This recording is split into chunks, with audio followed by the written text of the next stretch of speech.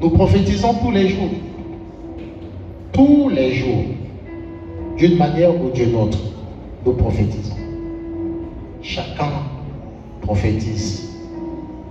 D'une manière ou d'une autre. Tous les jours, les hommes prophétisent. Il faut comprendre que dans le domaine de la prophétie dont nous parlons ici, il y a des choses, il y a des vérités fondamentales que chacun doit saisir.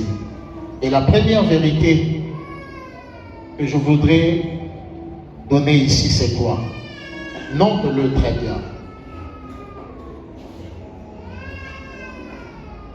Il existe trois types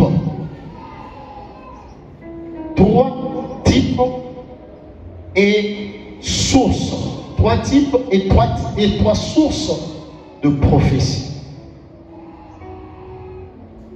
Trois types et trois sources de prophétie majeures. La première source de prophétie s'appelle Dieu. La deuxième source de prophétie, c'est l'homme. Et la troisième source de prophétie, c'est le diable. Et donc, à partir de ces trois sources-là, nous avons trois types de prophètes. Nous avons les prophètes de Dieu, nous avons les prophètes humains, ou des prophètes que j'appelle automotivés, et nous avons des prophètes de Baal. Les prophètes de Baal, c'est-à-dire les prophètes de diable, les prophètes de Satan. La Bible est claire là-dessus. La Bible nous parle des prophètes de Dieu. Moïse était un prophète de Dieu, Élie était un prophète de Dieu, Ézéchiel était un prophète de Dieu, Ésaïe était un prophète de Dieu, etc. Ils sont nombreux. Dans le Nouveau Testament, vous avez un homme comme Agabus, qui était un prophète de Dieu. Agabus. Je sais qu'il y en a qui n'ont presque jamais entendu parler de ce nom-là. Mais c'est un homme qui a donné des prophéties dans le livre des Actes des Apôtres.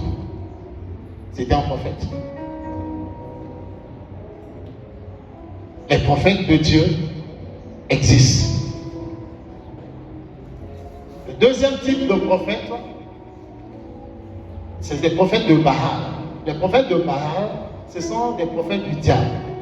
Qui sont-ils? Ce sont des hommes qui sont inspirés, manipulés, utilisés par Satan afin d'égarer les hommes, afin de tromper les humains, afin de dire des mensonges aux humains, afin de détourner les hommes de la voie droite de Dieu et de les conduire vers la destruction. Voilà les prophètes de Baal. Ils parlent par des esprits impurs. Ce sont des esprits impurs qui parlent en eux et à travers eux. Les esprits de tout genre, ça peut être des esprits des eaux, ça peut être des esprits de serpents, etc. Comme nous voyons dans Acte 16. Une dame qui prophétisait avec l'esprit de Python. Elle a été délivrée par l'apôtre Paul. Il y a des prophètes comme ça. Tout prophète n'est pas prophète de Dieu. Il faut faire extrêmement attention.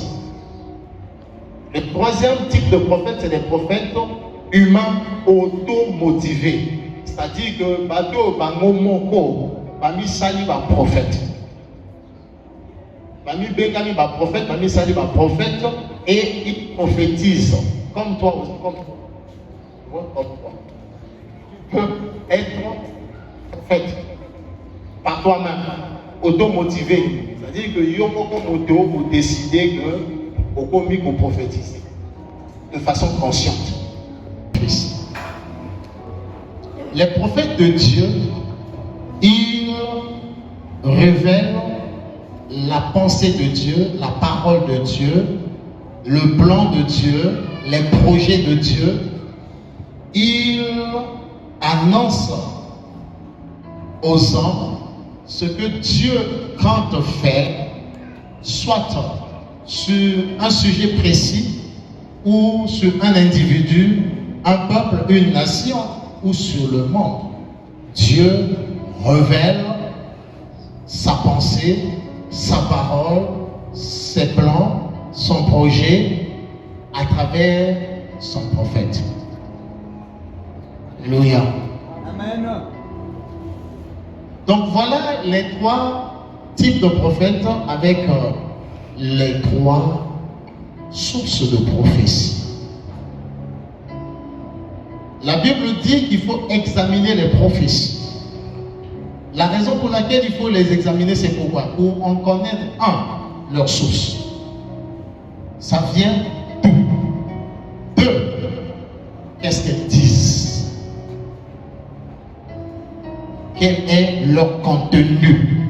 Trois, quel est le but de cette prophétie? Alléluia. Amen. Les hommes dans la rue prophétisent, soit sous l'inspiration des mauvais esprits, soit par leur propre pensée, et prophétisent. Et toutes paroles prophétiques qui sont de la bouche d'un humain méritent d'être examinées rapidement. Pour en connaître la source, pour en connaître le contenu et le but. Une fois que tu as analysé par rapport à ces trois éléments-là, tu peux décider de faire de cette prophétie-là ce que tu veux. C'est-à-dire, tu peux l'annuler. Puisqu'elle s'adresse à toi, tu l'annules. Et tu en as le pouvoir. Alléluia. Une mauvaise prophétie qui est faite sur toi, tu n'es pas obligé de l'encaisser. Tu analyses quelle est la source de cette prophétie-là. Est-ce qu'elle vient de Dieu? Si elle vient de Dieu, alors tu ne pourras pas l'annuler. Ce que tu vas faire, c'est de comprendre le contenu. Dieu dit quoi dans la prophétie en question? Si c'est une prophétie qui doit t'inviter à la repentance, répands-toi. Ça ne sert à rien de dire si ça vient de Dieu, ce que tu es en train de dire là ne va pas agir. Parce que ta bouche n'a pas le pouvoir d'annuler la parole de Dieu. Amen. Alléluia. Et si ça vient du diable, alors c'est possible que tu annules. Tu as le pouvoir de le faire. Alléluia. Si ça vient d'un homme, tu as le pouvoir de l'annuler. Et si ça vient de Dieu, ne te précipite pas. Ah non, mais le qui ceux qui prophétisent ça capé. Au quoi qui s'en va. C'est pas comme ça. On examine la prophétie. Alléluia. Parce que quand Dieu veut parler, il est capable d'utiliser n'importe qui. Il est capable d'utiliser n'importe qui pour te parler.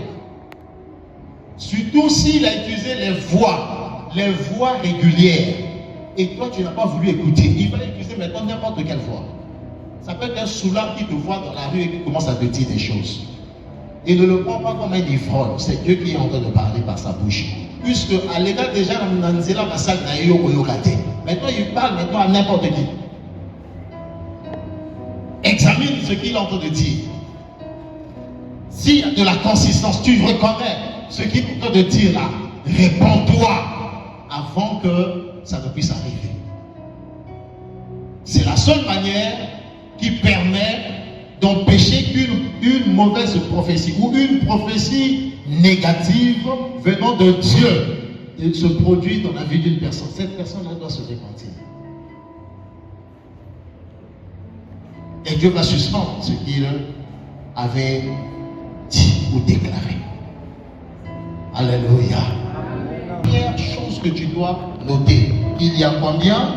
Il y a trois types majeurs, trois sources. Des des années ou des siècles auparavant. Il y a sur la terre des hommes qui sont venus dans le monde comme résultat d'une prophétie. Et leur vie est une prophétie en réalisation. Il y en a bateau, il y a un mokili oyo, comme produit, il y a prophétie. Basakola, utakala, que motomoka kobotama, akusala, et l'oko songolo na mboka oyo. Et au temps fixé par Dieu, motowana abotami.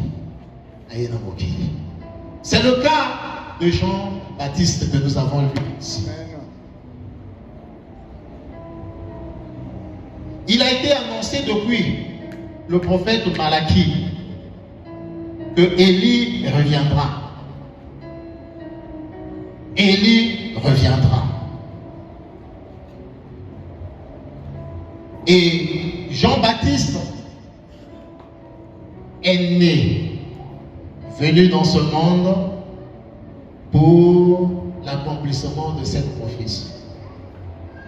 Il n'était pas Élie, mais il est venu dans la position d'Élie. Alléluia.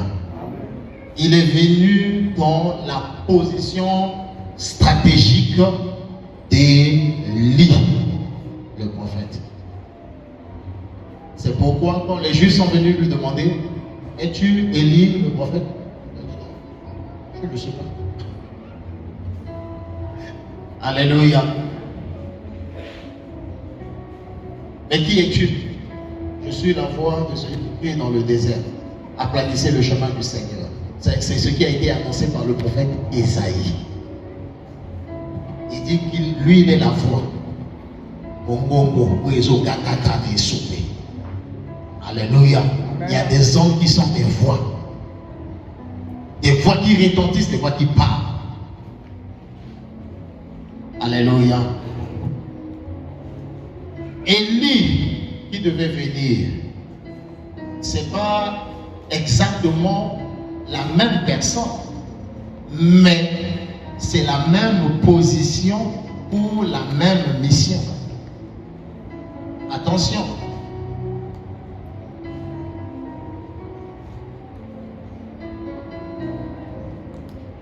Il a été dit, annoncé à Zacharie, le père de celui qui est né au nom de Jean-Baptiste. Zacharie, tu auras un fils que te donnera ta femme Élisabeth. Il sera grand parce qu'il marchera devant le Seigneur pour aplanir ses voies.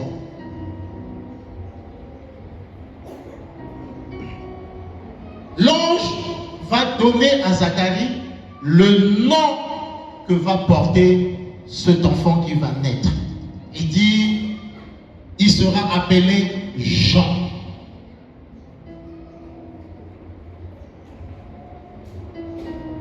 C'est une prophétie. Zacharie a entendu et ensuite il a dit à l'ange Gabriel, comment cela se fera-t-il? Puisque je suis vieux et ma femme a déjà dépassé l'âge de concevoir, comment cela arrivera-t-il? Pour ceux qui étaient là le vendredi, nous avons parlé de quelque chose, de comment est-ce que Dieu lui-même s'était présenté à Abraham en disant, je suis le Tout-Puissant. Moi, je suis Gabriel. Au cas où il y a été, si quelqu'un se présente, on appelle ça comme on a Gabriel. Moi, je me tiens devant la face de Dieu. Je ne suis pas n'importe qui. Je me tiens dans la présence de Dieu. Au ciel, moi, je ne suis pas loin. Je suis face à Dieu. Je reçois de lui des missions à accomplir. Il me donne la parole. Et moi, je viens transmettre cette parole. La parole qui sort de ma bouche a autant de puissance comme si elle sortait de la bouche de Dieu lui-même. Amen. Amen. Et toi, Zacharie, souverain sacrificateur, tu es censé connaître ces choses. Et tu me poses la question, comment cela va-t-il arriver? Ne sais-tu pas que Dieu est tout-puissant? Eh bien, parce que tu as douté de ce que j'ai dit de la part du Seigneur, tu ne vas plus parler. Alléluia. Amen. Tu ne parleras plus jusqu'à ce que cela va arriver. Parce que ça arrivera. Alléluia. Ça arrivera. Mais toi, tu ne parleras plus jusqu'à ce que ça va arriver. Voici ta punition. Tu es un serviteur de Dieu et tu doutes ce que Dieu dit. Tu es un serviteur de Dieu et tu ne connais pas le Dieu que tu sers. Et c'est le cas de nombreux des chrétiens que nous. On se dit enfant de Dieu, mais on ne connaît pas le Dieu dont on est fils ou fille. C'est quelle confusion. Tu te proclames enfant de Dieu, mais tu ne connais pas ton père. Tu dis seulement, hé, papa n'a rien des ok, mais il est comment? Quels sont ses attributs? Quelle est sa nature? Tu ne connais pas. Enfant de Dieu. Quand le monde pleure, quand le monde crie, quand le monde se plaint, toi aussi, enfant de Dieu, au début, mais eux, ils sont sans Dieu, ils n'ont pas d'espérance. Mais toi, tu as Dieu, tu as de l'espérance. Tu ne peux pas parler comme eux. Si eux, ils disent que, et baby, moi que baby, toi, au lieu que mon a ndenge mo ke baby, yo ko mon a ndenge ni mo ke kozala lobi. Amen. Alléluia. Amen. Parce que avec ton Dieu, tout est possible. Amen. Tout est Possible. possible. Et donc tu dois savoir qu'est-ce que tu peux dire, dans quelles circonstances. Zacharie dit non. En tout cas, je suis en train de me poser la question, comment cela va-t-il arriver? Comment? D'après les données scientifiques humaines, une femme ayant dépassé l'âge de procréation, c'est-à-dire entrer dans la ménopause, et une ménopause avancée après 10 ans déjà, 15 ans, 20 ans dans la ménopause, et Dieu dit elle va avoir un enfant. Oh, c'est bien beau de dire Zacharie, mais yo, est-ce qu'on peut dire? Toi qui es assise. On a été tellement travaillé par les enseignements humains, par les études scientifiques humaines. On a oublié qu'il y en a un qui est au-dessus de la science et qui est le plus grand scientifique. C'est Dieu lui-même. Amen. Amen. Nous ne connaissons pas toutes les lois. Mais Dieu qui les a instituées les connaît toutes. Amen. S'il y a une loi que nous pensons limiter l'âge d'une femme en matière de conception, il y a une autre loi qui existe que nous ne connaissons pas. Amen. La loi de la grâce est au-dessus de toutes ces lois. Amen. Amen. Alléluia. Et il y a une loi comme ça qui s'appelle la loi de la grâce.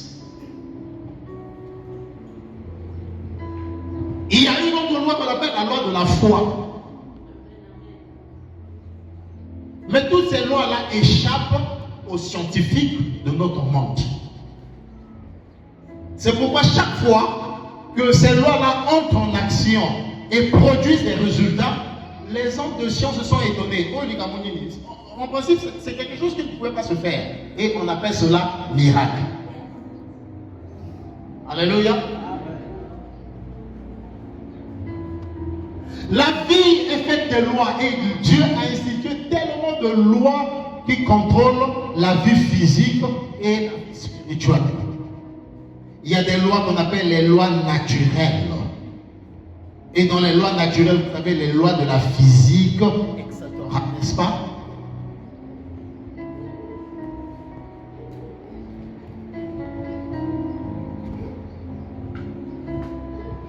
La loi, il y a une loi dans la physique qu'on appelle la loi de la pesanteur. Qu'est-ce qu'elle dit?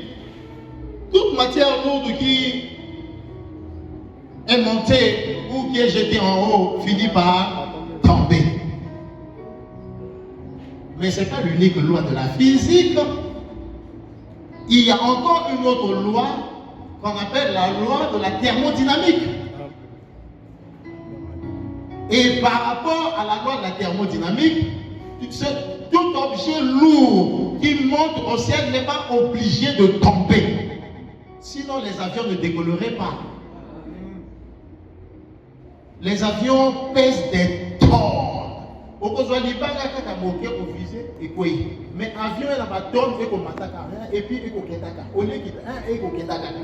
pourquoi? Parce que les avions opèrent sous une autre loi qui n'est pas la loi de la pesanteur, la loi de la thermodynamique. Et Mathis et se maintenir dans l'icolo et pour avancer. Alléluia. Je prie pour toi ce matin que Dieu te propulse en haut et qu'il te pousse de plus en plus en haut, que tu marches, que tu ailles de plus en plus loin et en haut. Au nom de Jésus. Ils sont venus dans ce monde comme résultat d'une prophétie. Annonça des plats, notamment la parole. Alléluia. Le problème chez toi, c'est que quand Ayob, un prophète Anzam, il a dit qu'à Kapo, va comment qu'il n'a qu'à sa Bible. Ou éviter que même dans Mboka, la Bible, Nzam va regarder sa prophétie dans le monde. Mais comme on a dit si dans la Bible, alors pour toi, ce n'est pas un prophète. Pour toi, ce n'est pas quelqu'un qui a prophétisé de la part de Dieu. Mais tu ignores que les prophètes de la Bible dont tu parles, ils n'avaient pas de Bible. Hein? Malaki na Bible. Bible est là et salami kalamikité. Asimaye sugole kalamokidawa. C'est là où la Bible a été compilée. Mais ces prophètes-là, ils n'avaient pas de Bible. Alléluia. Et pour que Dieu donne une prophétie à un homme, eh bien, il n'a pas besoin que cet homme-là soit un juif ou un chrétien. Il peut utiliser qui il veut pour transmettre le message, pour transmettre sa pensée, afin de préparer les gens à recevoir ce que lui, il va envoyer. Alléluia. Une prophétie qui a été annoncée par un ange de Dieu à sa mère et à son père plus tard, à Manoach, avec sa femme. Et Samson est né comme une prophétie. Moïse est né comme une prophétie. Mais la prophétie de Moïse remonte de très loin.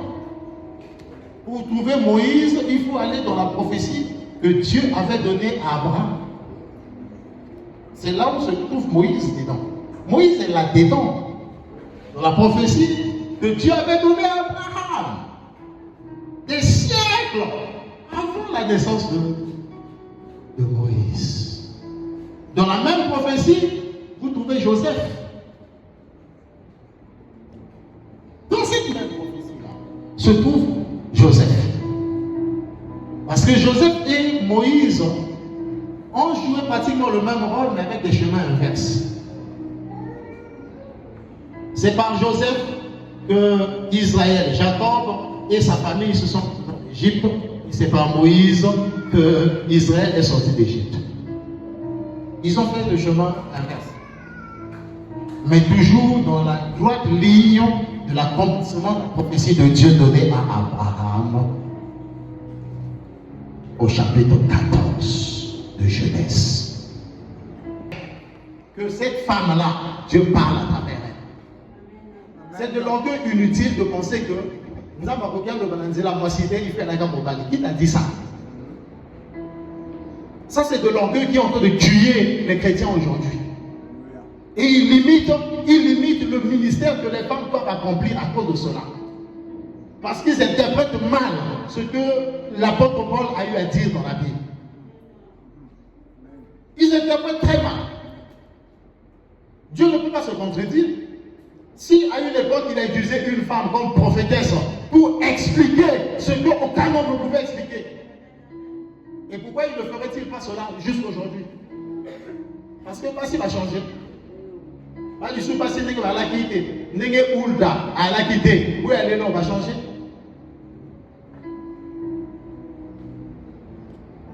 Dans tout Israël, il n'y avait aucun prophète pour expliquer les paroles de Dieu, pour parler de la part de Dieu, pour révéler la pensée de Dieu en ce temps-là. Mais il n'y avait qu'une femme. Et Ilkisha, Shaphan et les autres étaient des sacrificateurs, mais ils reconnaissaient la grâce que cette femme-là avait. Ils reconnaissaient que la dame-là a le ministère prophétique. Et ils n'ont pas hésité à aller la consulter. Ils n'ont pas dit, nous sommes de toi, nous sommes de toi, serviteur de Dieu. Dieu ne peut pas parler par une femme, il peut te parler par un homme. C'est que tu n'es pas, toi tu ne crois pas au Dieu de la Bible. Tu as un autre Dieu. Voilà, nous avons un corps qu'on a dit nous. On va payer ça, si va pour faire hein? Oui, puis, comment on appelait ça au village? Mbongi. Moi, ça n'a pas faire un Mbongi. C'est le même esprit qui contrôle les Africains ici. Moi, ça n'a pas côté, du côté du père Bazali, moi, ça n'a pas le bâtir. Vous voyez, non? C'est l'esprit de Mbongi. Mais là, c'est les hommes eux-mêmes et des serviteurs de Dieu, des sacrificateurs, qui sont allés auprès d'une femme qui était prophétesse. Et c'est par elle qu'ils ont consulté l'Éternel. Et Dieu a parlé effectivement par cette femme-là. Il a donné le message de Dieu au roi Josias. Alléluia. Amen. Acclame pour les femmes de feu. Jésus, tu le feras. Josias va se lever et dit, bon, on va vider, on va libérer, on va nettoyer le pays d'Israël de tout ce qu'on appelle idolâtrie. L'Esprit de Dieu commence à le mouvoir conformément à la parole prophétique donnée par le prophète sans nom avant qu'il ne naisse. Josias abuka bitumbe nyonso oyo batelemisaki na kati ya ndako ya Nzambe na oyo batelemisaki zinga partout en Israël, les idoles, etc. Il a saccagé tout ça. Il a pris les prêtres à Boma Bako. Oyo balaki ba prêtre ya Baal, ba prophète à Baal ko basi ba kufa. Batia bango ba cimetière moko de luxe, etc. A boza ba cimetière azul mekua bango ba tumba. Et il a purifié Israël de l'idolâtrie. Quand je lisais l'histoire de Josias, l'Esprit de Dieu m'a dit, voilà ce que vous devez demander pour l'Église corps du Christ de nos jours. Il y a tellement eu d'infiltration de l'idolâtrie. Satan est en train d'être célébré dans les églises là où on parle de Jésus sans que les gens ne se rendent compte. L'idolâtrie est entrée dans le temple de Dieu et personne ne veut faire le nettoyage. Mais ce travail-là sera fait par ceux-là qui naîtront selon la prophétie. Amen. Ou par ceux qui sont nés selon la prophétie donnée par Dieu. Parce qu'ils sont là. Il y en a qui sont nés selon la prophétie. Amen. Il y en a qui sont nés selon la prophétie. Amen. Il y en a pas d'abord avant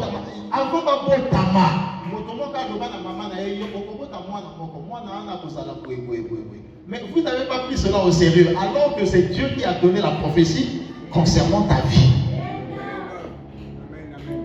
Est-ce qu'on t'a rapporté cela? Tu ne sais certainement pas.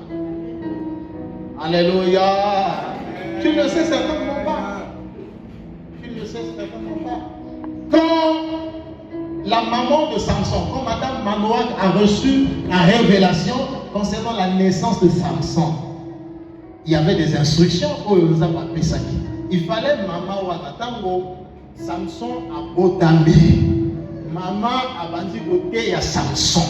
Alors il y a Samson yoka, yo, au botama selon prophétie. Moi, je ne faisais pas d'enfant. Et un jour, j'ai rencontré un homme de Dieu. Et il m'a dit que tu vas donner naissance à un fils. Et le rasoir ne passera pas sur sa tête. Et toi, pendant que tu seras enceinte, comme meka ko toucher, vignoter, comme mela massacate. Bon, vous avez vu que débat c'est toujours à la mode chez les chrétiens. Est-ce qu'il faut boire? Est-ce qu'il ne faut pas boire? Est-il permis de prendre l'alcool ou le vin ou quoi, etc. Et tout le monde dit non, non, c'est pas interdit, etc. C'est bien. Je ne conteste pas. Mais moi, je suis quand même préoccupé. Pourquoi on a dit au sujet de Samson qui devait naître que sa maman ne doit pas toucher à l'alcool? Et comme on dit l'alcool, le vin a quel problème là-dedans? Mais le problème, c'est que ça ne s'arrête pas seulement là. À Jean-Baptiste, à Zacharie, l'ange Gabriel va donner des instructions similaires. Il dit, moi, nous avons tama oyo, akomela vignoté, alcool et kota monoko na été. Masangae kota monoko na été. Parce qu'il sera un grand prophète. Le prophète du Très-Haut. Il marchera devant le Seigneur. Bon, ça veut dire quoi?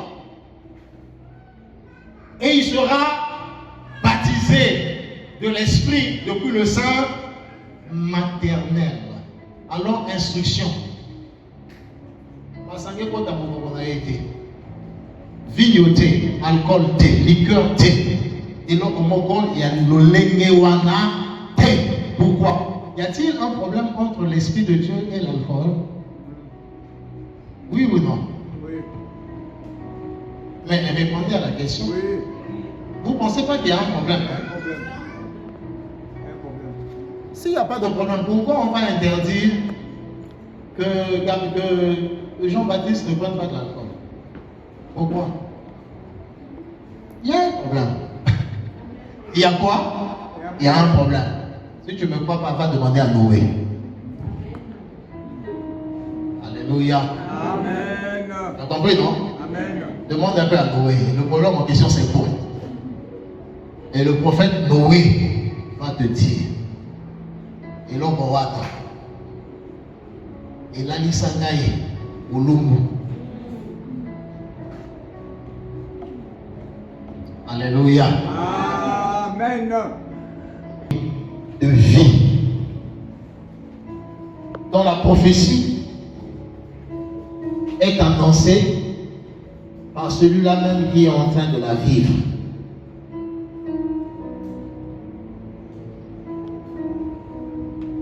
Je reviens. Il y a une catégorie de vie dans la prophétie est annoncée par la personne qui vit. En termes simples, je veux dire quoi? La vie de plusieurs personnes, parce que cette catégorie-là concerne beaucoup de gens. Presque tous les hommes.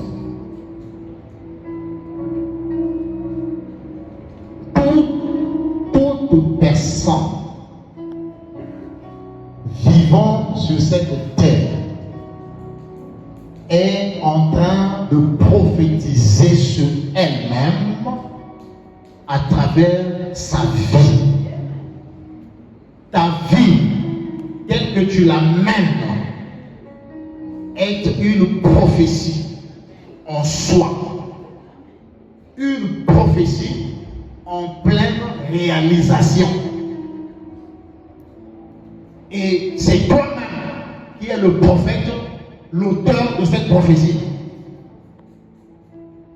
Ta vie est en train d'annoncer ce que tu seras demain. Est-ce que quelqu'un comprend? Vie na yo moko et qu'on annoncer nani yo kozala lobby.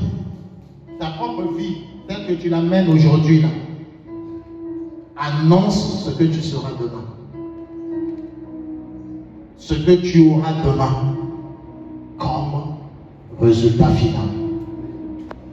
Ta propre vie.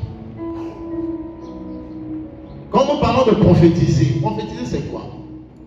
Il y a plusieurs définitions à ce verbe-là, prophétiser. Mais je vais prendre juste une définition qui est commune et connue de plusieurs. Prophétiser, c'est annoncer ce qui arrivera, n'est-ce pas? C'est prédire l'avenir. Déclarer le futur à partir du présent. C'est cela, prophétiser. En termes simples. Par lesquels la vie d'une personne peut être une prophétie. Suivez-moi attentivement. La première manière, comment ta vie peut-elle être une prophétie qui va se réaliser?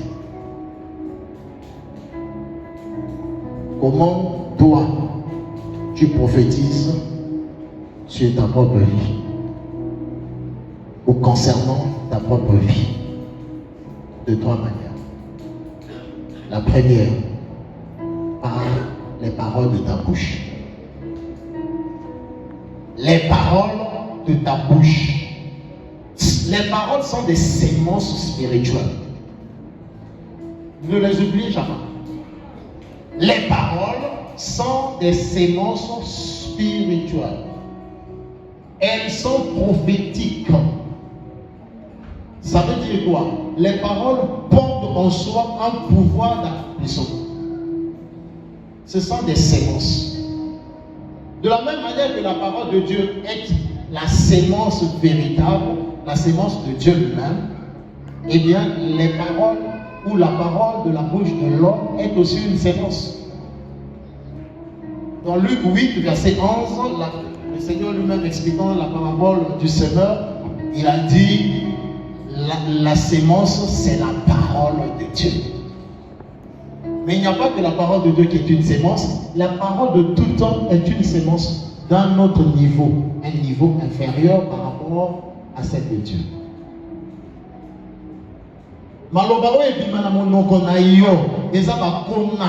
Ce sont des sémences que tu es en train de planter.